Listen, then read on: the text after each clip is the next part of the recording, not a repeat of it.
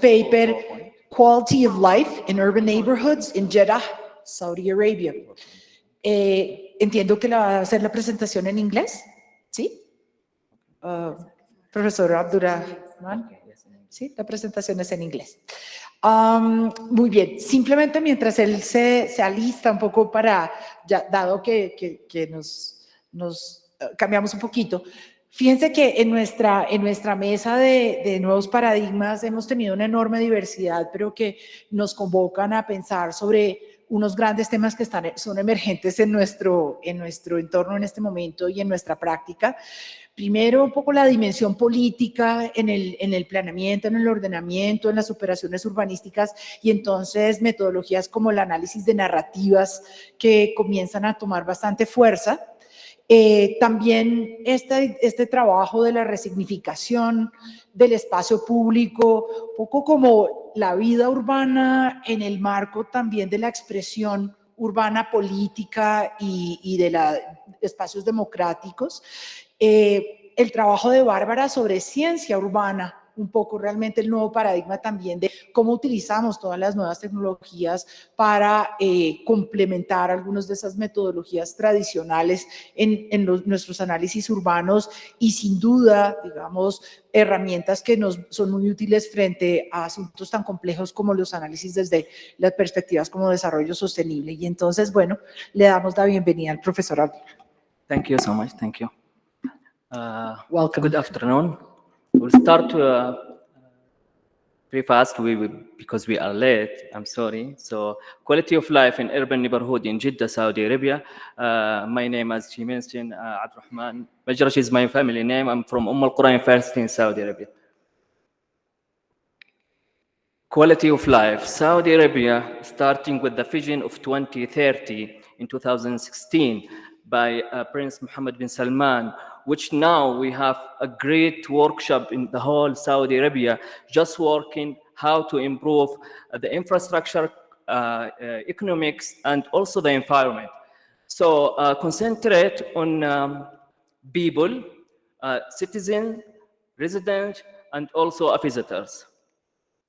So the Quality of Life program was launched in 2018 to improve the quality of life of residents and visitors to the Kingdom of Saudi Arabia, to develop the necessary environment to create more vibrant options that enhance the participant and experience of citizens and residents.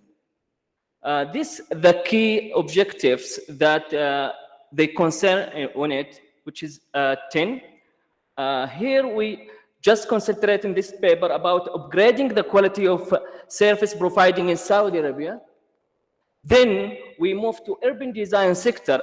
There is a lot of sector that they concentrate, but in this paper, we have chosen urban design sector because I'm an architect. My bachelor is in architecture, then my master and PhD is in planning. So we concentrate in urban design element in Jeddah. Then we can compare it with another cities. Jeddah is a UNESCO heritage site. This is the site that we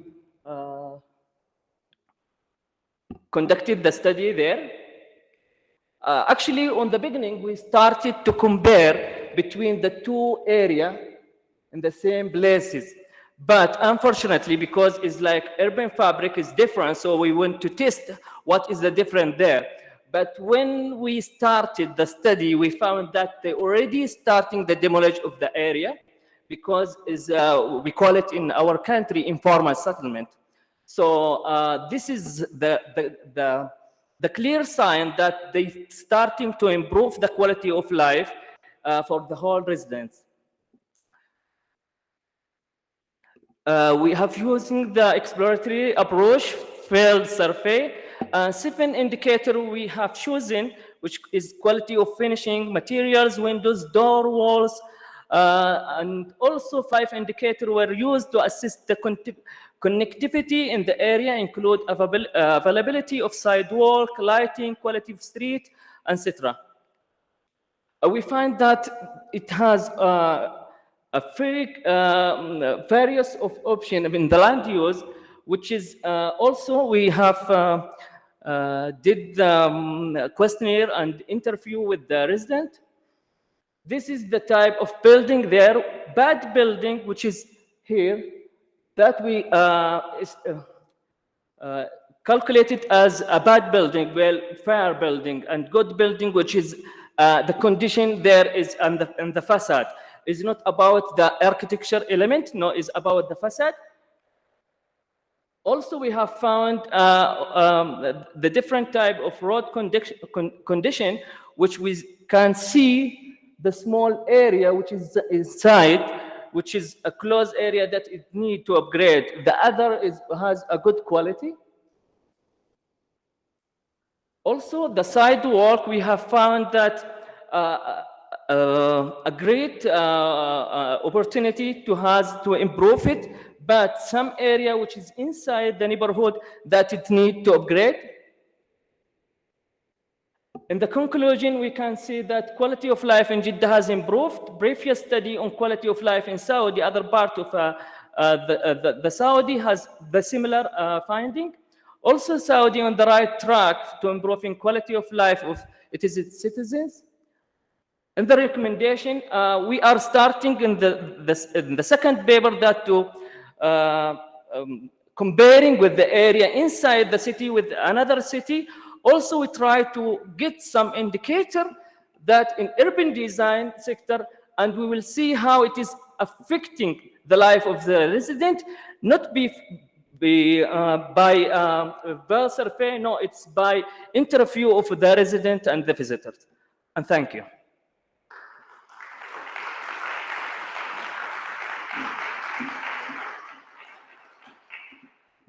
Thank you very much for your presentation, Professor. I'm still trying. Please stay. Do you need to rush? Because you were so quick. We might have some questions amongst the auditorium. Yes. Professor Abdulrahman, Yes, that's the same correct your name? Yes. Well, thank you very much. So, do we have any questions from the audience regarding the study that they've done on quality Yes, of please. life? Would you like to tell? Yes, yes, please. I thought we are late, that's why. So thank you, Abdulrahman, actually, for your presentation. Actually, I would like to ask you about the methodology that you are using to evaluate the quality of life in this urban pattern. Because what we are seeing here, that we have two types of urban pattern. The first one is the humanized and unorganized urban pattern, and the second one is the network and the grid system. So what are the methods that we can use to evaluate the quality of life? We believe that, for example, there is HQE, for example, in France or in Spain, high quality, haute qualité environmental, for example, that can help so much to evaluate with targets, goals, sub-targets, not only in terms of physical and functional use. Thank you. Thank you. Actually, it was a very difficult task when we started to compare between these two areas. But when they demolish it, they make it easy for us to just concentrate in one part, and all the study was about the blind part, which is on the right here. So this one was not on the study area because already demolished. So the next paper will be on the similar area that is random, which is, we call it informal settlement. And we didn't study it in this paper, but we putting it here to see the difference and how we starting our methodology to test the two areas. So, thank you. I would like to ask you, how is the process about the government? Is just the Kingdom of the Saudi Arabian doing the work? It's local people involved in the process? How this works in this case? Thank you very much. Again, sorry? Yeah, how is the process of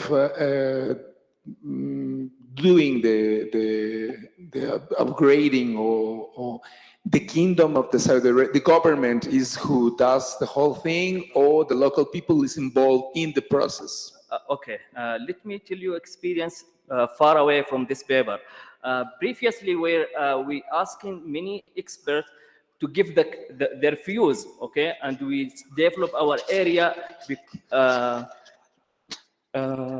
on behalf of the resident. Today, with 2030, they start a great workshop in the whole country to ask citizens, visitors, and Haji, with pilgrim, they doing the holistic activity. So they ask the government, from the government sector, they ask the citizen, they ask also the visitors to see their views about the developing process. So not about only the government, nowadays is the whole they participate in this new development.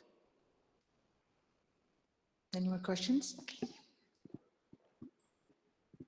Thank you for your presentation. My question is regarding about the culture. I mean, normally urban fabrics respond to cultures, traditions, and habits of population. So in that sense, I would like to know how this urban pattern that you are analyzing from a physical perspective is responding to your traditional way of life, or it is responding to new trends in the way in how you develop the daily life.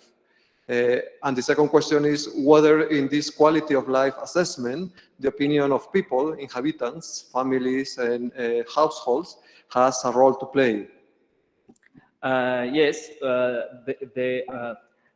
if we let the people, they decide, all the country will be informal settlement. All the country will be informal settlement. The planned area, not most of the traditional Saudi, they love to stay. They love to have the traditional way to stay, not like a planned area. But nowadays, they play with them, with giving them a license of another place, which is a high quality of life there. So it's like exchanging between the license of the land that you got with another area. So probably you will change from that area to a new area. So still the old people with the old mind and traditional way, they don't want to move. They want to stay in the area. But in terms of infrastructure, the right side still cannot improve it. It's very difficult. That they give the option of redevelop the area again. This is the second question. Again, the first question, please. I forget about it. This pattern, whether it's responding to your culture and whether it's responding to the way in how people lives. I mean, there are some streets that are not going straight, but kind of in streets. So my question is if this is a response to the way. I was to live in the same area, which is what you call it informal settlement. In my opinion, not like Abdulrahman, a professor, I prefer to stay there. The connectivity of social activity there and people more than the planned area. So the people, they don't want to move unless they give them a new plan with moving together, which is now they starting on it. Any other questions? Well, as you see, the crowd was very interested in your work, so we're glad you could stay to answer some questions. Yes, please. And Professor Abdulrahman, thank you very, very much for your participation.